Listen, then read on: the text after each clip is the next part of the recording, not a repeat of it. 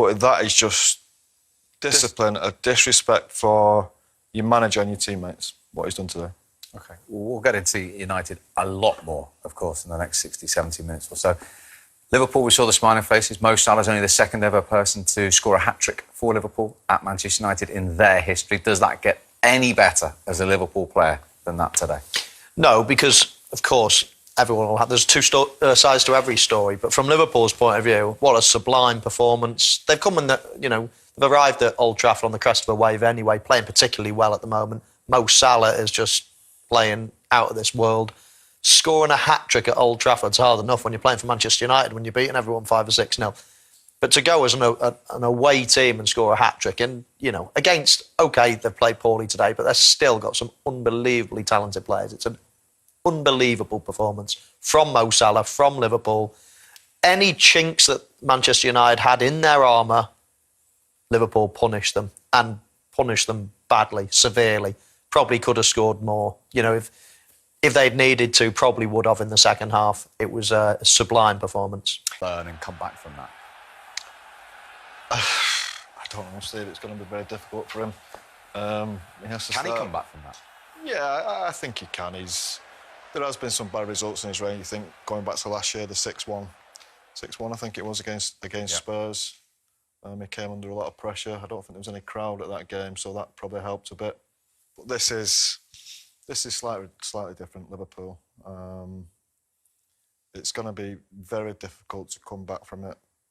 But I think there's a chance he might do. I really don't know.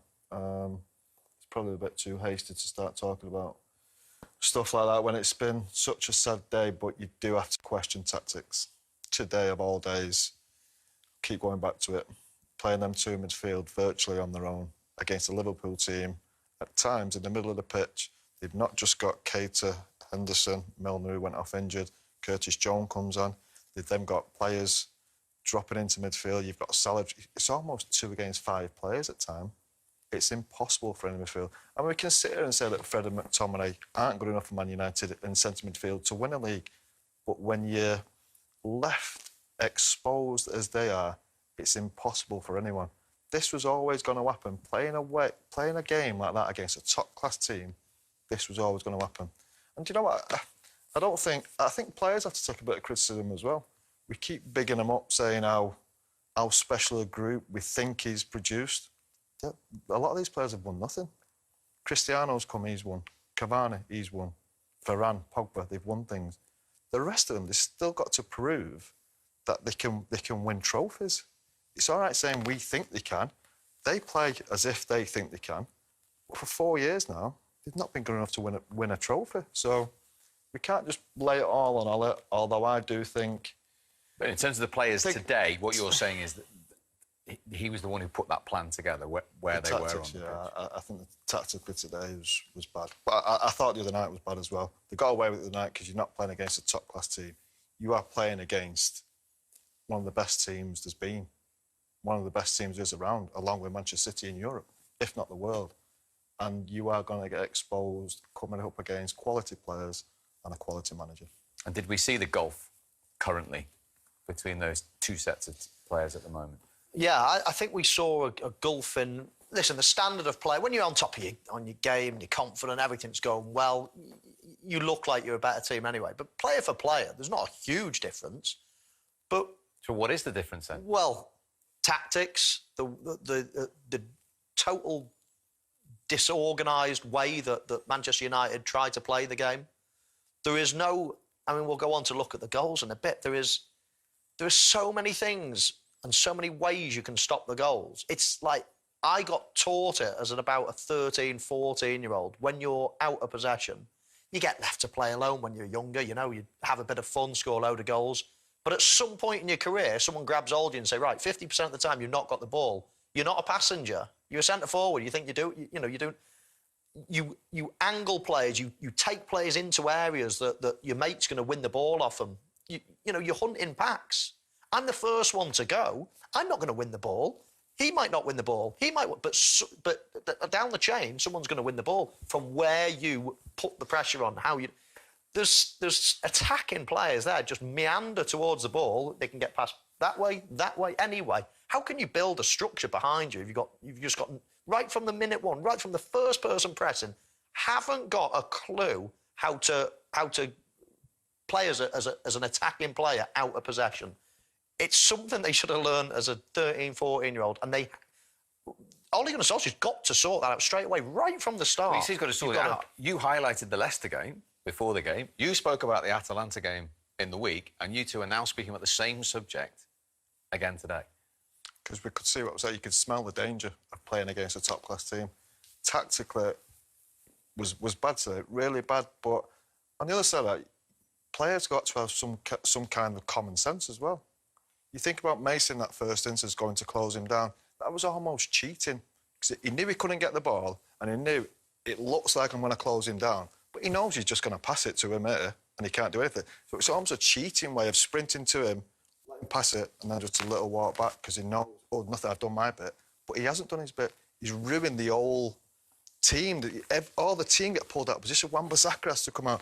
Lindelof ends up right back. And exactly what we said, then all the space in the middle. All of a sudden, from Mason not doing his job properly, the team attacking him. I think it was Salah who played Keita in. He could have played Alexander-Arnold in. He could have played Robertson in.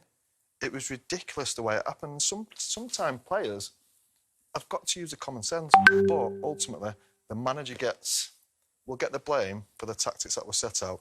It was exactly the same Wednesday night.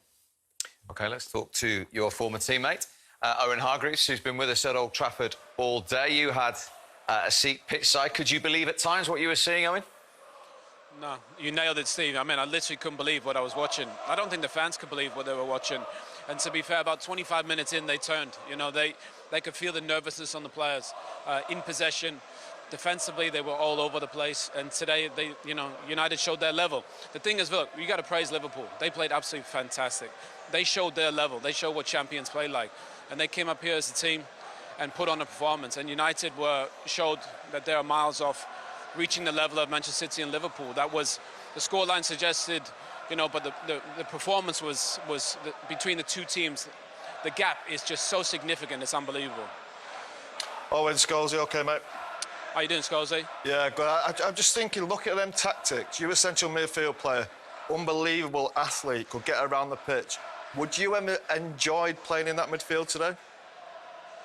Well, I'll tell you what, Scholes, I would have gone down swinging if we were going to go down. Look, one of the most important things is you compete. I didn't see United compete for everything today. Liverpool showed their level. Scholes, you have a feel when you're losing and when the ship's going down, but you got to fight against it. You take pride in these moments as a player to be on this game to show your level. And the thing is, Liverpool did that. United, you've got even more questions than you boys probably had, Mo, against the Leicester game. You did the game midweek. There's so many more. Even this game brought up even more questions because you can't play two holding midfield players. You're going to concede 5. The balance of the team was way off. Then you get Pogba on to try and save it. But there's so many issues. On the right-hand side, Wan-Bissaka, I was watching him. He almost closes off the pitch because he doesn't really want the ball in attacking areas. Do you know what I mean? So, and if you're going to concede all the goals that they did, Harry Maguire had a bad day at the office, really bad day at the office. The midfield balance was off.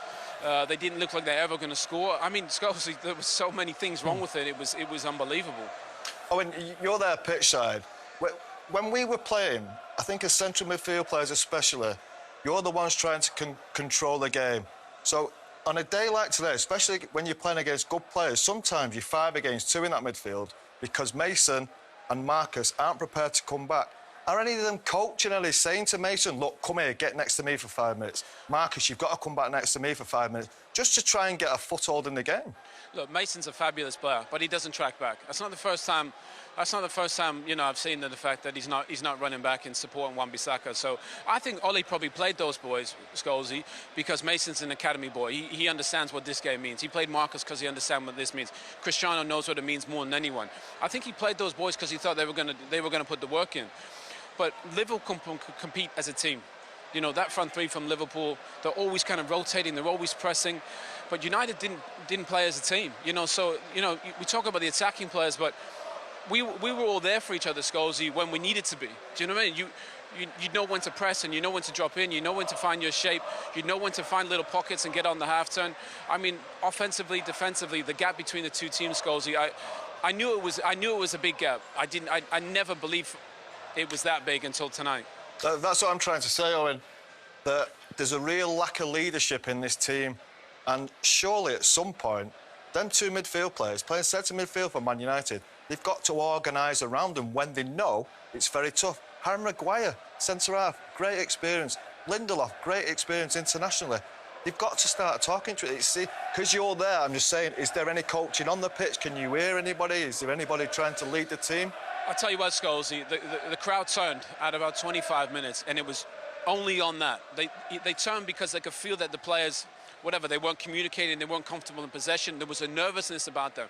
Look, you can have doubt, that's fine, but you've got to push through it. You've got to compete. You've got to compete for every ball. You've got to get on the ball. Paul Pogba, whether you like him or not, he shows for the ball every time they need it. Every time somebody needs to pass the ball to, he's there. You know, there were a lot of people there that didn't want the ball today. You know, and the crowd, they felt it. And I haven't heard the Old Trafford crowd like that in a very long time. That really, really turned them, and that upset them, because at halftime they booed like crazy. But it was only because of the players' actions in terms of not getting after people, and also in possession. They didn't look comfortable. Playing out from the back, from David De Gea into Lindelof into Wan-Bissaka, I mean, the patterns were, well, they weren't there. And if you watch Liverpool pass the ball, you know, it goes forward, it goes back, a little set, and they worked their way gradually up the pitch. I think for United, we didn't see those patterns today. It unsettled the players, it ended up unsettling the fans, and then the atmosphere just changed.